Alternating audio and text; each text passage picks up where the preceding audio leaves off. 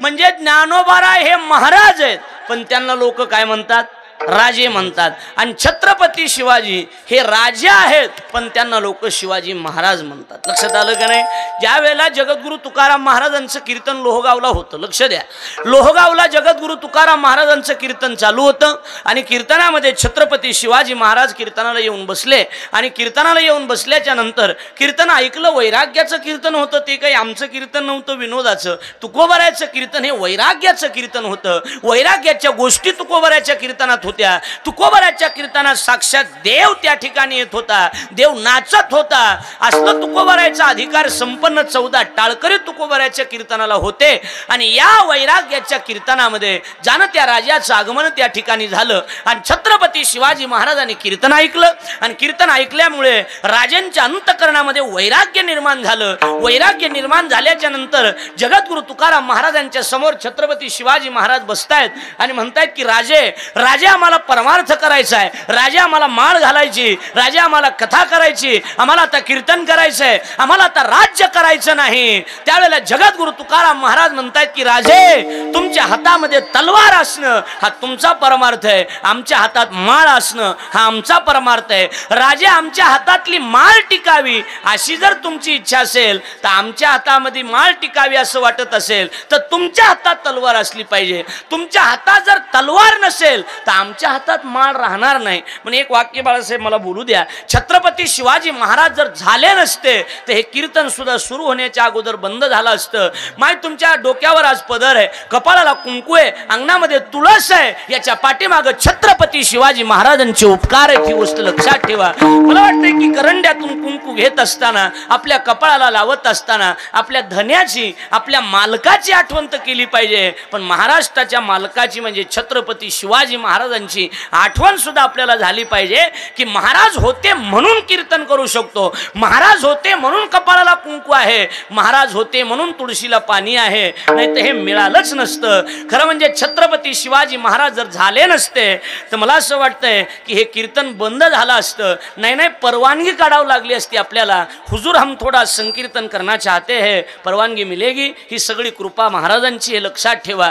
छत्रपती शिवाजी महाराज कोण्या जातीचे नव्हते, कोण्या धर्माचे नव्हते. छत्रपती शिवाजी महाराज होते हिंदवी स्वराज्याचे. छत्रपती शिवाजी महाराज होते हिंदू धर्माचे. हिंदू धर्माचं रक्षण, जे वय बिघडण्याचं वय आहे ना, 16वं वर्ष धोक्याचं असं म्हणतायत. पण मला असं वाटतं की पोराव, जेवढं धोक्याचं नाही तेवढंच हे मोक्याचं आहे, ही गोष्ट लक्षात ठेवा. तुम्हाला असं वाटतंय की हे धोक्याचं आहे, पण माझ्या दृष्टीनं तर हे मोक्याचं आहे. कारण महाराज म्हणतायत की 16व्या वर्षामध्ये हिंदवी स्वराज्याची शपथ महाराजांनी घेतली होती. त्यामुळं तर खरं म्हणजे या वयाला खऱ्या अर्थानं किंमत आहे. विठ्ठल विठ्ठल विठ्ठल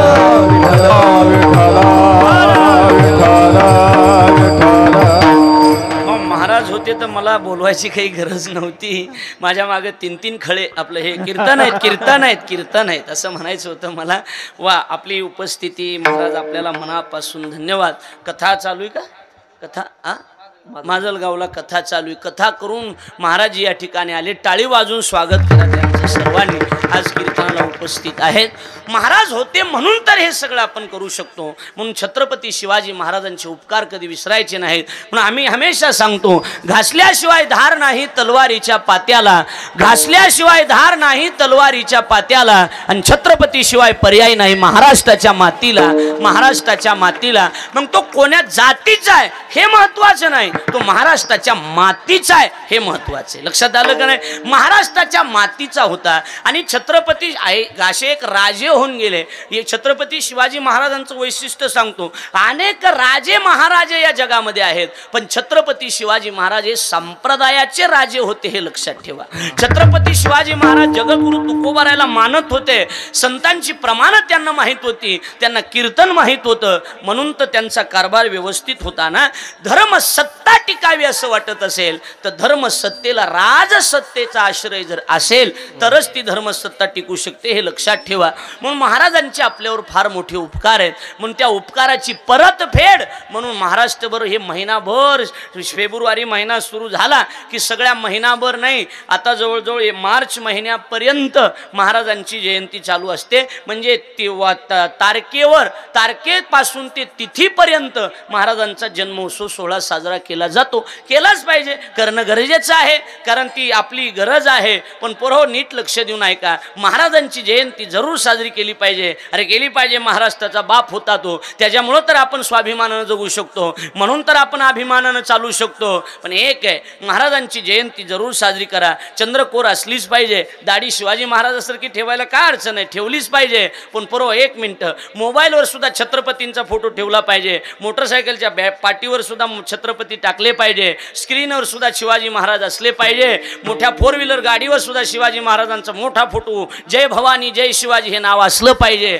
पण पोरो एक वाक्य लक्षात ठेवा, एक वाक्य लिहून ठेवा, ज्या गाडीवर छत्रपतींचा फोटो आहे, ज्या मोटरसायकलीवर जय भवानी जय शिवाजी लिहिलेलं आहे, ज्या गाडीच्या काचावर शिवाजी महाराजांचा फोटो टाकलेला आहे, कपाळाला चंद्रकोर आहे, दाढी शिवाजी महाराज सारखी आहे, फक्त ती गाडी धाब्यावर थांबणार नाही याची दक्षता घेणं गरजेचं आहे. लक्षात आलं का नाही, याची दक्षता घ्या. जर तुम्ही शिवाजी महाराजांची जयंती साजरी करणारे मुलं जर संपल्या, ही मिरवणूक झाल्याच्या नंतर धाब्यावर जाऊन बसत असाल, तो महाराजांचा अपमान असेल. माझा राग आला तरी महाराजी बरोबर आहे की नाही माझं, तो महाराजांचा अपमान असेल, छत्रपतींचा तो अपमान असेल.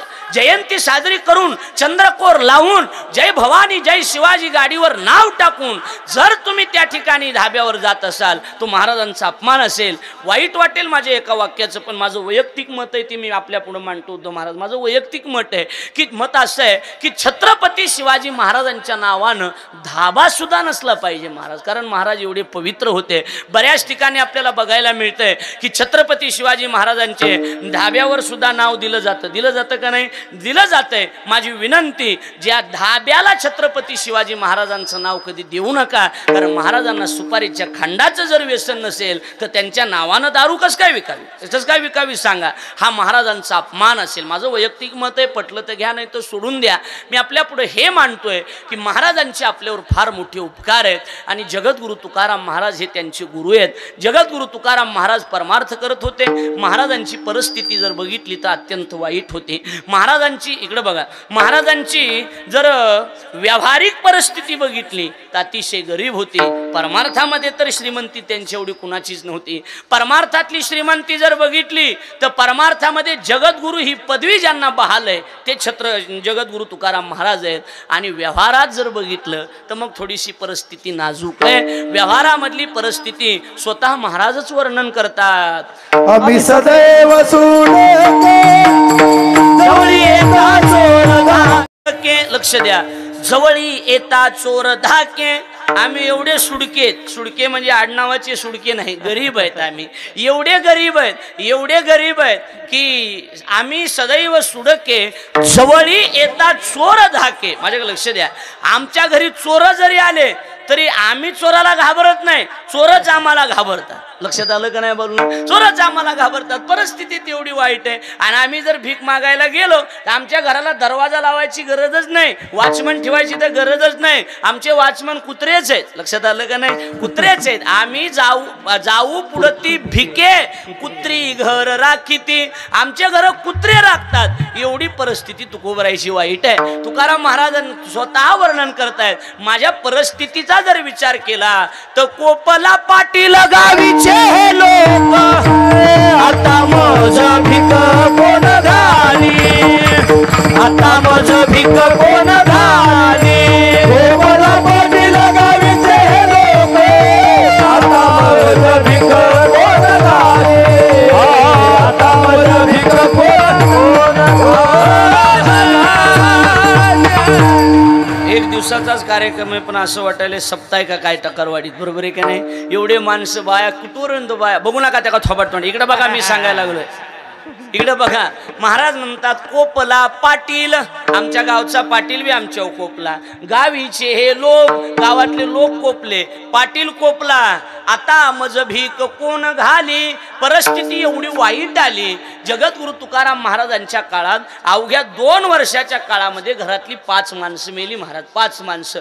तुकाराम महाराजांचा एक मुलगा दूध मिळालं नाही म्हणून मेला. ऐकताय का सगळे? लक्ष देऊन ऐकताय ना? एक मुलगा दूध मिळालं नाही म्हणून मेला. तुकाराम महाराजांची एक पत्नी अन्न करता मेली. एक वाक्य बोलू द्या मला. या जगामध्ये तुम्ही कथाकार व्हा, तुम्ही कीर्तनकार व्हा, तुम्ही इंजिनियर व्हा, डॉक्टर व्हा, वकील व्हा, एक वाक्य लिहून ठेवा. तुम्ही साधू होण्याच्या भानगडीत कधी पडू नका. कारण महाराज झाल्याच्या नंतर, साधू झाल्याच्या नंतर बायको मेली तरी बरं झालं म्हणावं लागतंय. साधू होणं फार कठीण आहे. साधू होणं फार कठीण आहे. तुम्हाला वाटतं तेवढं साधू होणं सोपं नाही. आता मी किती कीर्तन चांगलं केलं, एखाद्या म्हाताऱ्या माणसाला जर तुम्ही विचारलं कसं काय झालं कीर्तन, ते सरळ म्हणतात वयाच्या मानानं बरं आहे, वयाच्या मानानं बरं आहे. माझ्या फासोळ्या उघड्या पडल्या तरी वयाच्या मानानंच म्हणतात अजून. बरोबर आहे का नाही? अजून म्हणतात वयाच्या मानानं बरं बोलतंय. म्हणजे परमार्थ करणं एवढं सोपं नाही. परमार्थ नोहे लेकुराच्या गोष्टी. परमार्थ लेकराच्या गोष्टी नाहीत. परमार्थामध्ये फार वाहून जावं लागतंय. लक्ष द्या. परिस्थिती वाईट येत असते. एखाद्या वेळेला स्वतः देव सुद्धा आपली परीक्षा बघतो. एवढं संकट देतो जीवनामध्ये महाराज, एवढं संकट देतो देव.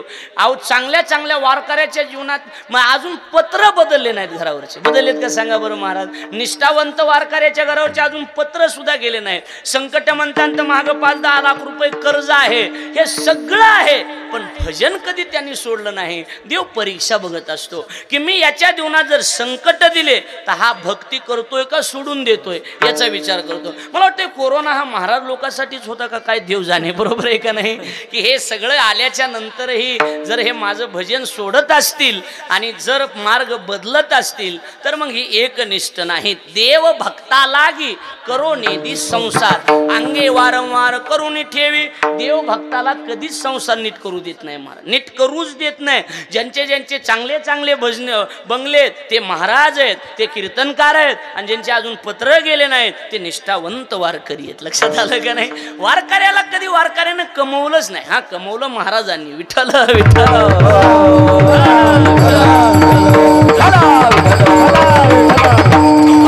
देवाच्या समोर उभे राहतात आणि देवाला म्हणतात ए देवा काय चुकलंय, भजन केलंय आम्ही, तुझं भजन केलंय. आणि भजन करून जर ही वेळ येत असेल आम्ही लोकाला ओरडून सांगू आमचे लेखी देव मेला, असो त्याला असेल, असो त्याला असेल, असो त्याला असेल. लेखी देव मेला, असो त्याला असेल, असो त्याला असेल, असो त्याला असेल. सांगून टाकू आमच्या बाबतीत देव मेलाय म्हणून. आमच्या बाबतीत देव बोला ना मेला. देवच नाही जगात. ज्याला असेल त्याला असेल, पण आम्ही भजन करून जर आमची ही वेळ येत असेल तर देव काय झाला? मेला. देव आमचे लेखी देव मेला. देव मेला. असो त्याला असेल, ज्याला असायचा त्याला असेल, पण आमच्या बाबतीत देव मेला. अरे माणसं म्हणतात ना देव कुठं हरपालाय, हा देव का मेला का काय? आम्ही एवढे टाळ वाजवायला लागलो तरी बी देव आम्हाला आमचं चांगलं करीना. तू कोबराय मी म्हणतात देवा देवा तुझा माझा कार्य वैराकार दुःखाचे डोंगर दाखविसे, दुःखाचे डोंगर दाखविसे. देवा तुझा माझा कार्य वैराकार दुःखाचे डोंगर दाखविसे, दुःखाचे डोंगर दाखविसे. बांधोनिया देशी हाती, बांधोनिया देशी हाती, बांधोनिया देशी हाती, बांधोनिया देशी हाती, बांधोनिया देशी हाती. ऐसे काय चित्ती आले तुझ्या, ऐसे काय चित्ती आले तुझ्या. बांधोनिया देशी हाती, ऐसे काय चित्ती आले तुझ्या, ऐसे काय चित्ती आले तुझ्या, आले तुझ्या. हे देवा काय चुकलंय सांग. देवा तुझा माझा कार्य वैराकार दुःखाचे डोंगर डोंगर दाखविशी. अरे दुःख नाही, दुःखाचे डोंगर आहेत आमच्या जीवनात. बायको मेली, मुलगा मेला, गावातले लोक कोपले, कुणी नीट बोलाना गेलं, काय कराव, कुणी व्याजानं पैसे नेले होते, ती सावकारकी सगळी बुडवून टाकली पाण्यात. तुझ्यासाठी काय करा. अरे संसाराची राख रांगोळी केली, संसार सोडून दिला, संसार लाथाळला, संसार जाळला, संसाराच्या नावानं शून्य घातलं. एवढं तुझ्या जीवनात तुझ्यासाठी आम्ही केलंय. अरे तुझ्यासाठी राख रांगोळी केली रे संसाराची देवा, आणि तू आमच्याकडे थोडंही बघत नाहीस, थोडंही बघत नाही. तुकोबाराय म्हणतात तुला लाज वाटली पाहिजे देवा, का मला ही अवस्था करून दिली सांग. कागा सासुरवासी मज केले भगवंता, कागा सासुरवासी मज. हे नियोजन आपलं हे नियोजन नाही, हे का केलंस तू सांग देवा. सासूरवासी करून ठेवलंस. अरे आमच्या जीवनात एवढं दुःख द्यायला लागलास आमच्या जीवनात. एखाद्या वेळेला माणसं म्हणतात ना, काय एखादा बाप जर येडेवाणी करायला, पोरग येडेवाणी करायला, दारू पिणे आले, तर बाप त्याच्या पुढे हानू घेतो म्हणतो अरे लाज वाटत नाही का तुला, बाप कुठे तू कुठे, तुला पोरग म्हणायची लाज वाटायली रे लाज. तुकोबाराय म्हणतात देवा एवढं दुःख द्यायला लागलास, आम्ही तुझे दास आहेत हे म्हणण्याची लाज वाटायला लागली आम्हाला. हा तुझे दास करू आणि का मागू खावा, झाले तिने माझे पंढरी राया, तिघ झाले तिने माझे पंढरी राया. तुझे दास का नाही, तुझे दास्य करू आणि का मागू खावया, ढिग झाले जिने माझे पंढरी राया. ए देवा लाज वाटे मना तुझा मनविता दास, तुझा दास आहे म्हणायची लाज वाटायला लागली लाज. एवढं दुःख असतं का जीवनात, एवढा तुझा त्रास असतो का. अरे एवढी गरिबी आमच्या जीवनात येतोस, काय चुकलंय. इकडं बघा माझ्याकडं, एखादं संकट सांगायचं असेल, दुःख मांडायचं असेल तर देवाच्या समोर मांड जा. ऐकायला का लक्ष देऊन, लोकांच्या समोर मांड जाऊ नका. लोक तुमचं रडून ऐकत येत आणि हसून सांगत येत. तुम्हाला वाटतं लई जवळचं आहे म्हणून काही गोष्टी त्याला शेअर करतात, महिन्याभरानं कळतं त्यानं त्याचा शेअर बाजार केलाय म्हणून. लक्षात आलं का नाही. कशाला करतात लोकाला सांगत बसता. आपलं दुःख लोकाला सांगूच नका. दुःख मांडण्याचं ठिकाण फक्त देव आहे, दुसरीकडे कुठंच. तुकोबाराय लोकापुढं बोलतच नव्हते, तुकोबारायला बोलायचे ते देवापुढं बोल. देवा सांगू सुख दुःख, देवानी मारी भूक, देवानी मारी भूक, देवा देवानी मारी भूक. सांगू सुख दुःख, देवानी मारी भूक, देवानी मारी भूक, देवानी मारी भूक. देवा सांगू सुख दुःख आणि देव निवारील भूक. जाऊ देवाची गावा आणि देव देईल विसावा. आपलं दुःख मांडायचं असेल तर देवाच्या पुढं दुःख मांडावं, लोकापुढं मांडू नये. तुकोबाराय देवाला बोलत होते. देवा असं समजू नका मला ऐर गैर, आम्ही तुझं दास्यत्व करतो, तुझी सेवा करतोय, म्हणजे घरची परिस्थिती बिघडली म्हणून करत नाहीत. नाही तुझं काही मागत संपत्ती, फक्त आठवण चित्ती असू द्यावी. सरलिया भोग येईन शेवटी, पाया पेया भेटी अनुसंधान. असं समजू नको आम्हाला काय ऐरा गेरा समजायलाच का, बारके लेकर समजायलाच का काय आम्हाला. एके चाळविली रिद्धी सिद्धीवरी, तैसा मी भिकारी नोहे देवा, तैसा मी भिकारी. रिद्धी सिद्धीवरी, तैसा मी भिकारी देवा, तैसा मी भिकारी. एके चालविली रिद्धी सिद्धीवरी, तैसा मी भिकारी नोहे देवा, तैसा मी भिकारी नोहे देवा.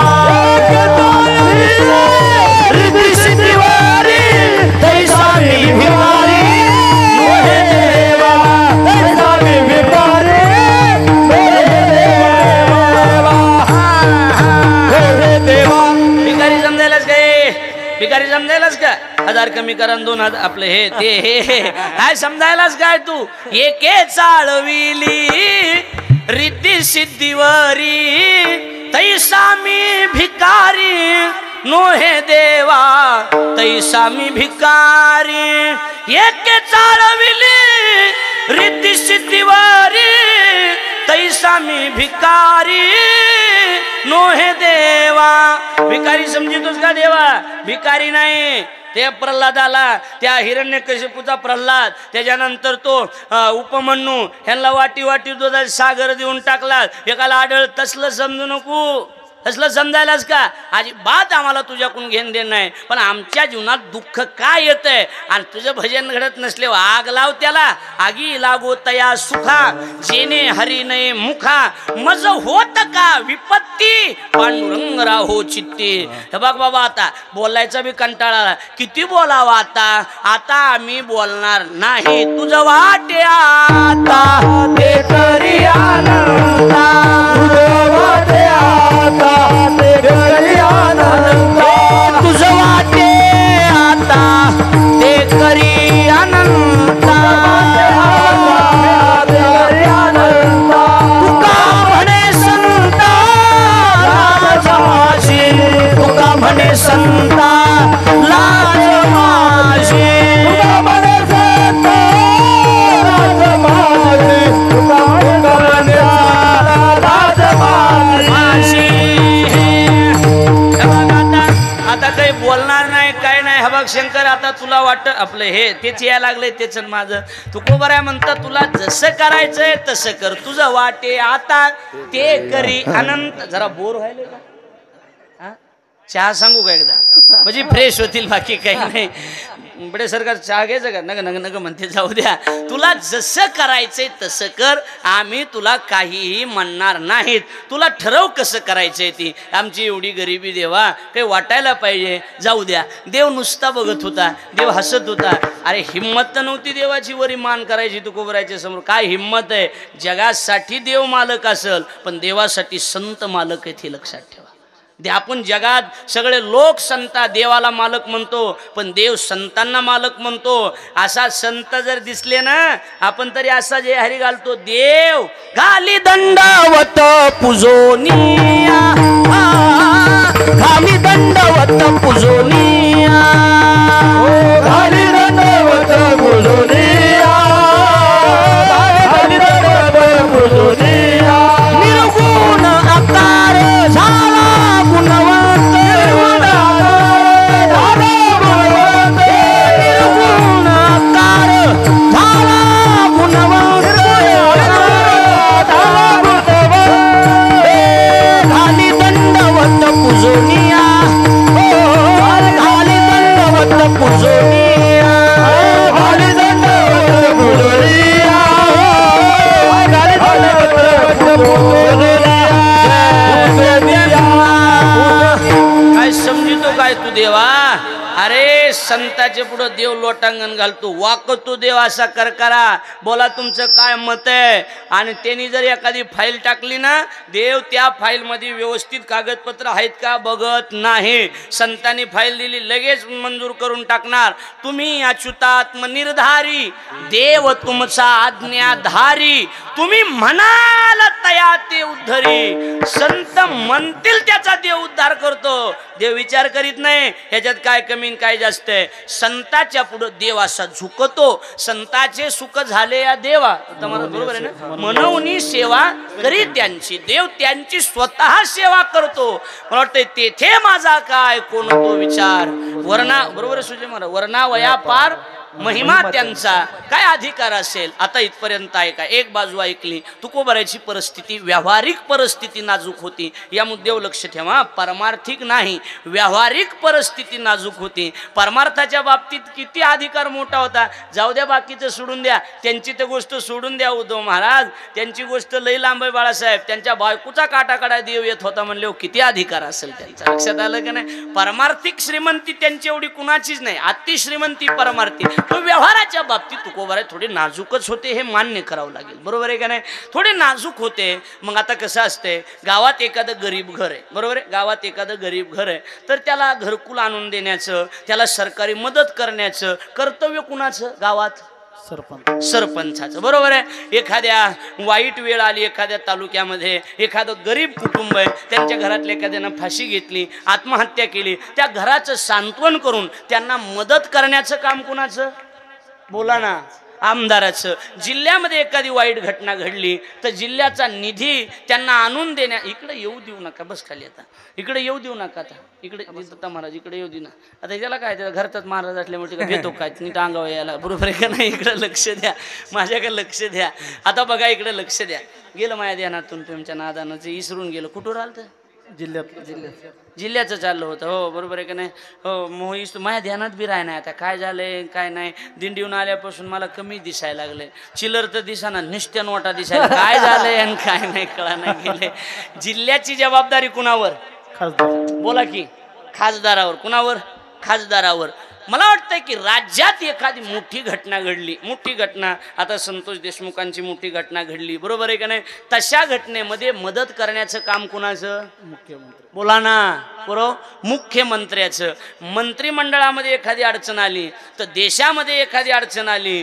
मोठी अडचण आहे तर देश लेवलला त्यांना मदत करण्याचं काम कुणाचं पंतप्रधान हा देशाचा कोण आहे प्रधान आहे देश मालक नाही मालक द्रौपदी मुर्मू आहे देशाचा मालक राष्ट्रपती असतो पंतप्रधान आहे पंतप्रधान शेवटी प्रधानच आहे छोटा प्रधान काय मोठा प्रधान काय फक्त हे बाकीचे प्रधानमंत्री आणि हा पंतप्रधान आहे थोडा मोठा प्रधान आहे नाही तर प्रधानच आहे हे सगळे प्रधान त्या मुर्मूच्या हाताखाली काम करतील हे लक्षात ठेवा हे आपल्याला माहीत नाही आपल्याला फक्त पंतप्रधानच माहिती बरोबर आहे का नाही भली बाई ह्यांनीच बसविली पण तिच्या शब्दात ताकद आहे ती जर म्हणली राज्यसभा बरखास्त ती लोकसभा बरखास्त ती लगे एका मिनिटात बरखास्त होऊ शकते तिच्या वाणीत ताकद आहे कुणाच्या पंतप्रधान नाही राष्ट्रपती आहे ती देशाची राष्ट्रपती बाई आहे हे लक्षात ठेवा आता बघा माझ्यासोबत चला जे या देशाचा मालक जरा कोण पंतप्रधान राष्ट्रपती असेल त्यांची जिम्मेदारी आहे तर मला असं वाटतंय की या जगामध्ये काही कमी जास्त होत असेल तर ती देवाची जिम्मेदारी कुणाची जिम्मेदारी देवाची त्या परगाण्याचं छत्रपती शिवाजी महाराज ज्या परगाण्याचे राज्य होते त्या परगाण्याचं नाव मावळ प्रांत होतं आणि जगद्गुरू तुकाराम महाराज हे मावळ प्रांतातले होते हे लक्षात ठेवा आत्ता हवेली तालुक्यात आहे देहू हवेलीत आहे ना आता पण त्या काळामध्ये मावळ तालुक्यामध्ये देहू होतं मावळ आणि एकदम देहू रोडून मावळच आहे पलीकडे लगेच मावळामध्ये देहू येत होतं पण देहू परगाणा हा कुणाच्या राज्यात होता तर छत्रपती शिवाजी महाराजांच्या काही लोकांनी महाराजांना जाऊन कल्पना दिली महाराज आपल्या मावळात आपल्या प्रांतात देहू नावाच्या गावामध्ये जे तुकाराम महाराज म्हणून अर्थात तुकाराम महाराज म्हणून एक मोरे कुटुंबियामध्ये जन्मालेले त्यांच्यावर फार परिस्थिती बिकट आहे भजन करतायत नामचिंतन करतायत कधी कुणाचा 1 रुपया घेतला नाही परमात्म्यासोबत त्यांचं घट्ट नातं आहे आणि आपली जिम्मेदारी आहे की आपण त्यांची खबरदारी घेतली पाहिजे आणि राजांनी ऐकलं अरे वा असा जर साधू असेल गरिबी असेल तर 2 त्या सोन्या चांदीच्या मोहरानं भरलेले 2 घ्या टोपले घ्या आणि काही नजरानं घेऊन राजांच्या घरी पाठवून द्या टोपल्यानं सोनं पाठवून दिलं टोपल्यानं ऐकताय ना तुम्ही टोपल्यानं सोनं पाठवून दिलं काही नजराना काही सोनं नाणं चांदी आता हे जयंतीचंच कीर्तन असल्यामुळे मला तेच सांगावं लागेल हे लक्षात ठेवा आणि मग काही सोनं नाणं घेऊन छत्रपती शिवाजी महाराजांचे काही मावळे ऐका काही मावळे जगद्गुरू तुकाराम महाराजांच्या घरी देहूला गेले जिथं महाराजांचं घर आहे आपल्याला माहित आहे महाराजांच्या घराजवळ गेले जिजाबाई घरामध्ये होत्या जिजाबाई बाहेर आल्या काय हे मग तुमच्या मालकासाठी आलंय हे सगळं घ्या घेऊन ठेवा घरात घेऊन टाकलं थोडंसं सोनं मोडलं घर सजवलं मस्त सुंदर स्वयंपाक केला चांगली साडी घातली महाराज भंडाऱ्याहून भजन करत रामकृष्ण हरी विठ्ठल केशवा भजन करत जगद्गुरू तुकाराम महाराज आले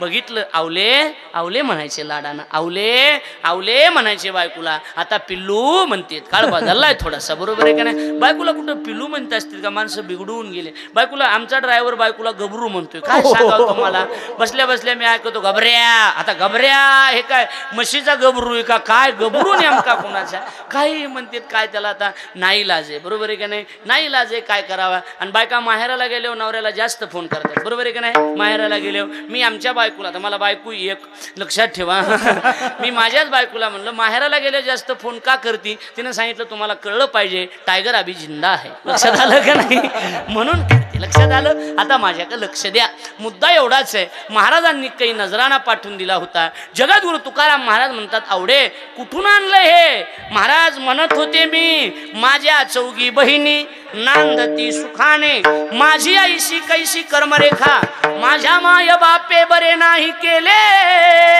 पदरी बांधिले भिकाऱ्याच्या, म्हणत होती मी मला भिकाऱ्याच्या पदरात बांधले माझ्या मायबापाने, पण आज कळालंय मला तुमच्या नावावर तुम्ही भजन करताय म्हणून, तुम्ही भजन चिंतन करताय म्हणून. जाणते राजे छत्रपती शिवाजी महाराजांनी शिवनेरीवरून काही नजराना आपल्यासाठी पाठवलाय. आता लेकराचं सगळं चांगलं करू, चांगलं घर बांधू.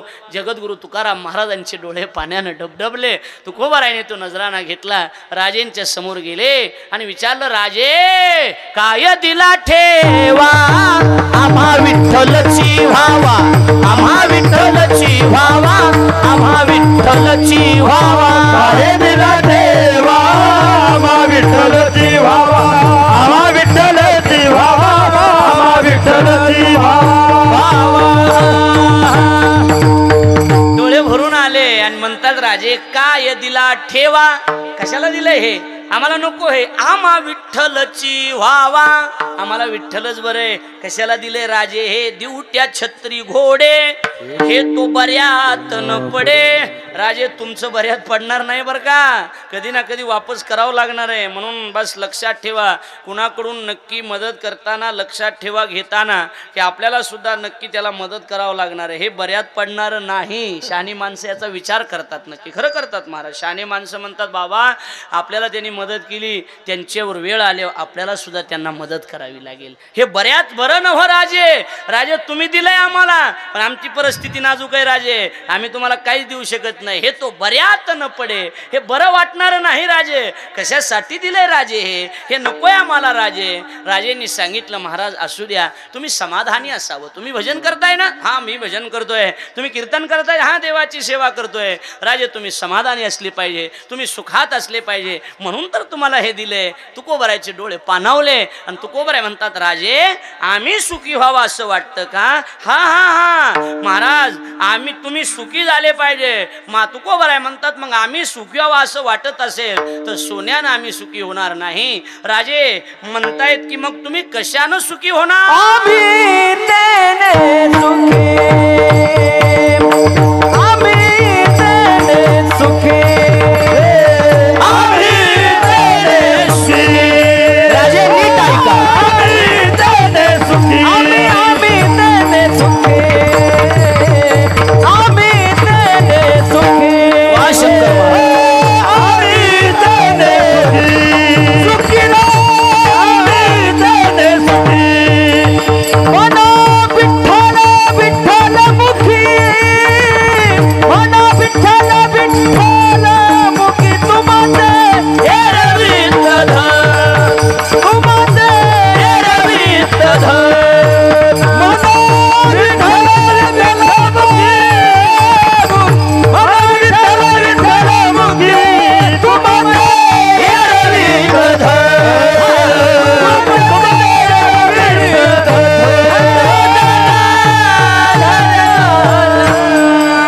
राजे आम्ही सुखी होण्याची गोष्ट करताय ग राजे. महाराज तुम्ही सुखी झाले पाहिजे. मग राजे नीट ऐका, ए नीट ऐका, आम्ही तेने सुखी कशानं हो? मना विठ्ठल विठ्ठल मुखी. राजे तुम्ही मुखानं विठ्ठल विठ्ठल म्हणलं पाहिजे, असे महाराज पाहिजे. बरोबर आहे का नाही? असे महाराज पाहिजे. आमच्या कीर्तनाला जर एखादा आमदार जरी येऊन बसला तरी आमचा कष्टा सुटायची येळ येते. ठीक आहे नाही सांगावं, साहेब या, साहेब या, बसा बसा. काही नाही, 1500 ठेवावं एवढीच अपेक्षा आहे. काय काय बेकार अपेक्षा आहे तो आपल्या, थोड्या अपेक्षा आहेत आपल्या. पण तुकोबारायने नाही घेतलं. तुकोबाराय म्हणतात, राजे नाही, हे जमणार नाही. आम्हाला तुम्ही बस चुकीचं ठरवू शकत नाही. आम्ही जर तुमचं घेतलं तर आमच्या भजनाचा काय उपयोग राहणार? काय उपयोग आहे भजनाचा? अरे भजन केलं आणि त्यांच्याकडून बस एवढं घेतलंय म्हणून तर घेण्यासाठी भजन करतोय का आम्ही? राजा आम्ही घेण्यासाठी भजन करत नाही. राजे आम्ही सुखी पैशानं कधी होणार नाही राजे, आम्ही सोन्यानं कधी सुखी होणार नाही राजे. राजे आमच्या सुखाची गोष्ट जर करत असाल तर तुम्ही भजन करा, आम्ही सुखी हो. तुम्ही भजन करा, आम्ही सुखी हो. म्हणा विठ्ठल विठ्ठल मुखी, मुखानं विठ्ठल विठ्ठल म्हणा, एवढंच द्या आम्हाला. आणि जर तुम्ही तुमच्या सोन्याबद्दल जर बोलत असाल ना तर महाराज सोन्यानी माती कीर्तनाला असं ह्या टायमिंगला भरून येत नाही, वाड्यात वाड्यात तर येतच नाही, पण आज भरून आलं सगळं. आलं का नाही सांगा? आता पुढचं ध्यानात राहतं का नाही देव जाणे, पण आता जाऊ द्या. आता जसं रंगलं तर रंगलं, रंगला या रंगी आणि तू काय विठ्ठल सर्वांगी. आता लक्ष द्या राजे, सोने आणि माती, सोनं आणि माती आम्हाला सारखंच. सोने रुपये आम्हा मृत्तिके समान, सोने रुपये आम्हा मृत्तिके समान, खडे जैसे माणिक पाषाण, खडे जैसे माणिक पाषाण, माणिक पाषाण, खडे जैसे. सोने रूपी आम्हा, हे सोनं आम्हाला माती सारखं. सोने रुपये आम्हा मृत्तिके समान, माणिकन पा, हे माणिक मोतीत ना दगडासारखे, पाषाण खडे, खडे हिरे जे आहेत ना, हिरे आम्हाला खडे वाटतात, खडे त्याचं आम्हाला सांगू नका. सोने आणि माती आम्हा समान हे चित्ती. काय विचार होते तुकोबरायचे. कधीतरी गाथा वाचल्यावर लक्षात येतं तुकोबराय कुठं आणि आपण कुठं. बरोबर आहे का नाही? एका महाराजाला, बाळासाहेब मी खरं सांगतो दत्ता महाराज, मी म्हणलं अरे बाबा मी लहानपणापासून बघतो एकच अभंग कीर्तन करतोस. म्हणलं एकच अभंग आहे, अभंग काही बदलला नाही, काय नाही काय नाही. नाही म्हणलं राहू द्या. म्हणलं बाबा घर झालं, बंगला झाला, प्लॉट झाले, बायको झाली, लेकरं बाळ झाले, आता तरी अभंग बदल, आता तरी बदल. अरे एवढं मोठं बंगला बांधला एका अभंग, आता तरी बदल. नाही मला अजून बरेच गाव राहिले सांगायचे, हेच सांगायचे राहिलेत म्हणे. मला वाटतं कीर्तन हे लोकांसाठी नसलं पाहिजे, कधीतरी कीर्तन स्वतःच्या समाधानासाठी असलं पाहिजे. मला मान्य, मला आपण सगळेजण ओळखतायत, मला मान्य. मी 4 वर्षापूर्वी जे कीर्तन करत होतो ते लोकांसाठी करत होतो. आता जे कीर्तन करतो ते माझ्या समाधानासाठी करतोय, माझ्या समाधानासाठी करतो. मला समाधान मिळालं. लोकाला तुम्ही कसं बी किती बी तुपात घोळा, लोक तुम्हाला वाईटच म्हणणार. लक्षात आलं की नाही? तुकोबारायने निषेध केला. तुकोबाराय म्हणतात लग्न करू जाता म्हणती हा मातला, न करू जाता म्हणती नपुसक. काय करायचं सांगा? त्याच्यामुळे कुठं आयसा हा लौकिक. तुकोबारायचा मोठा अभंग आहे, त्याच्या लोकाच्या तुम्ही नादीच लागू नका. तुम्ही कसंही कीर्तन करा, लोक तुम्हाला नावं ठेवणारच नाही. सांगा बरं मला. 40% लोक या जगामध्ये कायम तुमच्या विरोधात आहेत. त्यामुळे 40%चा विचार करू नका. 60% तुमच्यावर प्रेम करणार आहेत, त्यांचा विचार करा, त्यांचा विचार करा, त्यांच्यावर प्रेम करा, समाधानानं राहा. राजा याच्याशी आम्हाला घेणं देणं नाही. कशासाठी दिले राजे हे आम्हाला? आपल्या संप्रदायात रंका बंका नावाचे संत होऊन गेले. कोणते? रंका बंका. आणि त्यांना एक मुलगी होती, तिचं नाव होतं वंका. लक्षात यायला लागले का नाही? रंका बंका. आणि मुलीचं नाव लक्ष देऊन ऐकलं तर कळतंय, सगळ्याला कळत नाही. रंकाबंका रस्त्यानं जात होते आणि छोटंसं लिकरू महाग चालत होतं. आणि चालत असता सोन्याची बांगडी दिसली रंकाबंकाला. कशाची महाराजी? सोन्याची बांगडी दिसली. बांगडी दिसल्याच्या नंतर तुम्हाला सांगतो, ती बांगडी बघितली. रंकाबंकाने विचार केला आपल्याला काय नाही, आपल्याला मातीप्रमाणेच आहे, हे काय घेणं देणं नाही आपल्याला. लिकरू महाग चलतंय, लिकरू उचली म्हणून मुठभर माती घेतली आणि सोन्यावर टाकली. ऐकायलात का? लक्ष दे. मुठभर माती कशावर टाकली? बोला ना. सोन्यावर टाकली. का टाकली होती? लेकरानं घेऊ नये म्हणून. पण सोन्यावर माती टाकलेली लेकरानं बघितलं होतं. लेकरू पुढं पळत आला आणि म्हणलं बाबा तुम्ही मातीवर माती का टाकली? लक्षात आलं का माझं बोलणं? नाही पहिला नाहीच कळत. तुम्ही आपलं जे विठ्ठलची वाट बघा, चहा घ्या निघा, काय करता बाकी. बरोबर आहे की नाही? बाबा तुम्ही सोन्यावर मातीवर माती का टाकली? तेव्हा गळ्यात घट्ट मिठी मारली आणि लक्षात आलं की माणिक पाषाण खडे जैसे, सोने रुपये आम्हा मृत्तिके समान. नको राजे आम्हाला हे. कशासाठी? सोन्या नाण्याबद्दल जर बोलत असाल तर हे तुमचं तुम्हाला राहू द्या राजे. तुमचे रवित धन, तुमचे रवित धन, तुमचे रवित धन, तुमचे रवित. बोलत असाल तर सोनं आम्हाला नको. इकडे बघा. तुमचे ये रवित धन, तुमचं जे हे धन आहे ना, हे धन हे आम्हाला नको, तुमचं तुम्हाला राहू द्या. आणि जर तुम्हाला आम्हाला द्यायचं असेल ना तर आमच्या नजरेत त्याची किंमत कशी माहिती? ते मज मृत्तिके समान. मृत्तिका म्हणजे बोला ना, माती. माती, मातीसारखं आहे आम्हाला सोनं, मातीसारखं. हे ऐकायलाच बरं वाटतंय फक्त. लक्षात आलं का नाही? ऐकायला सोन्याचे भाव गगनाला भिडलेत, पण तेही सोनं तुकोबराय म्हणतात नको आपल्याला. कशासाठी दिले राजे हे? अजिबात नको राजे. कशासाठी? मला वाटतंय मी जर तुकाराम महाराज असतो आणि माझ्यासोबत जर जराडे महाराज असते तर ते म्हणले असते, महाराज राहू द्या, मी नेतो थोडं घरी, तुम्ही राहू द्या, तुम्ही कशाला, आमचे बाबा हात लावित नाहीत, माझ्याजवळ देते ठेवायला. लक्षात आलं का नाही? असं म्हणले असते. पण नाही, तुकोबरायांनी नाही. अहो काहीच नव्हतं, अंतकरणात काय परमार्थ व्हावा एवढीच इच्छा मनामध्ये होती. राजा नको आम्हाला, तुमचं सोनं घेऊन जा. आणि इकडे बघा, देव असाच आहे, देव असाच आहे. विदर्भातून अमरावती जिल्ह्यातून एक बागायदार होता, आंब्याचा मोठा बागायदार होता. ऐकताय ना? लक्ष देऊन, एवढं लक्ष देऊन ऐका. आणि त्याचा नियम असा होता की 5 आंबे दरवर्षी आंबा पिकला की 5 आंबे पांडुरंगाच्या पायावर ठेवायचे. आंबे पांडुरंगाच्या पायावर ठेवायचे. इकडे बघा, बोलू नका. एके वर्षी त्याला जाता आलं नाही. एक वारकरी पंढरपूरला चालला होता. सांगितलं, वारकरी बाबा एवढे 5 आंबे पांडुरंगाच्या पायावर ठेवताल का? हो हो म्हणले, ठेवतो. घेऊन निघाले. पायी प्रवास होता. वाटात भूक लागली आणि 2 आंबे खाल्ले. किती आंबे खाल्ले? बोला पटकन बोला. 2 आंबे खाल्ले.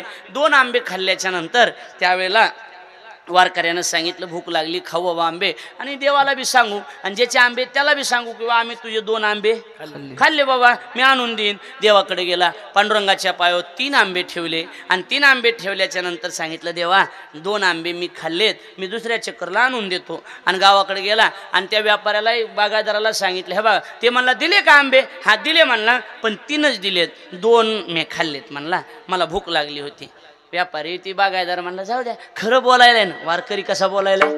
खरं. हा पुन्हा नेऊन दे. हो देतो. मग नीट ऐका, पुन्हा वारकरी आणि तो बागायदार दोघं बी पांडुरंगाच्या दर्शनाला. वारकरी म्हणला, मी प्रदक्षिणा करतो, करा म्हणले. आणि हा बागायदार देवासमोर गेला. इकडे बघा, ऐका. आणि सांगितलं, देवा माझं येणं झालं नाही मागच्या वारीला, तुम्हाला मी आंबे पाठविलते, 5 पाठविलते तसे, पण 3च ठुलेत म्हणत, त्यानं 2 खाल्ले. आंबे मिळाले का? देवानं सांगितलं, आंबे मिळाले. 2 आंबे मिळाले. किती आंबे मिळाले? 2. बोला ना पटकन.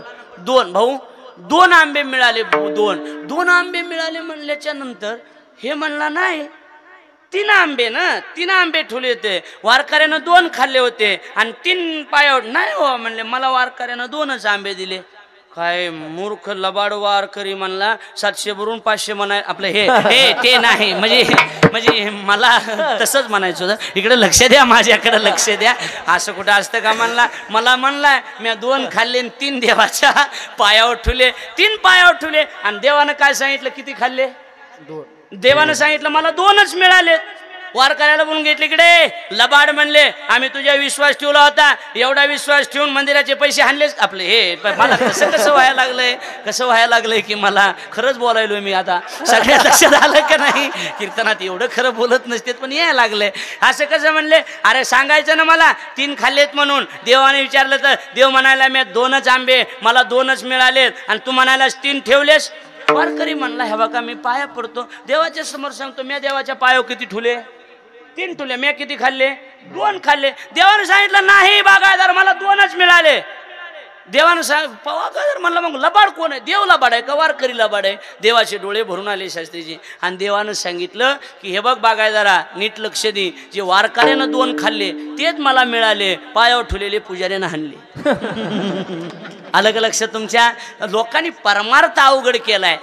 विद्वत्ता अवघड असेल, कीर्तन अवघड असेल, परमार्थ सोपा आहे. बघा परमार्थ सोपा आहे. आता याच्यात तुम्ही कीर्तन करत नाही, मग परमार्थिक नाही असं का? अजिबात नाही. कीर्तनकारापेक्षा 10 पट अधिकार संपन्न बसलेली माणसं असतात. काही त्यांचा अधिकार असतो, त्यांना फेटा बांधून बोलता येत नाही म्हणजे ते मूर्खच आहेत. हा गैरसमज लोकांनी काढून टाकला पाहिजे. आपल्या लक्षात यायला लागलंय का माझं बोलणं? हा गैरसमज आहे आपला, हे डोक्यातून काढलं पाहिजे. आमचं ते बाळासाहेब आहे, अहो एका कीर्तनकारापेक्षा बी चांगलं आहे ना, परमार्थ चांगला आहे ना, बरोबर आहे का नाही? मला निस्वार्थी भावनेनं इकडं तिकडं जाणं, कीर्तन ऐकणं, भजन ऐकणं, रोज परळीला जात होते. रोज राऊत महाराजाचा सप्ताह होता, रोज मी बघत होतो. काय त्याच्यात काय होतं महाराजालाच काही नव्हतं तर ऐकणाऱ्याला काय असणार आहे सांगा ना, बरोबर आहे का नाही. पण रोज एवढ्या 7 वाजता कामावरून जाणं, मी कौतुक करतोय असं अजिबात नाही, परमार्थाचं कौतुक करतोय. किती परमार्थ करतात, मला कुणाचं कौतुक करायचं नाही. परमार्थ तोला मोला, परमार्थ सोपा आहे. कीर्तन अवघड असेल, भजन अवघड असेल, परमार्थ कुठं अवघड आहे. येईल तैसा बोल झाला परमार्थ,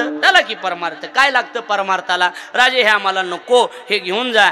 अहो महाराज म्हणले राहू द्या, तुम्ही जरा खुश राहिले पाहिजे. राजे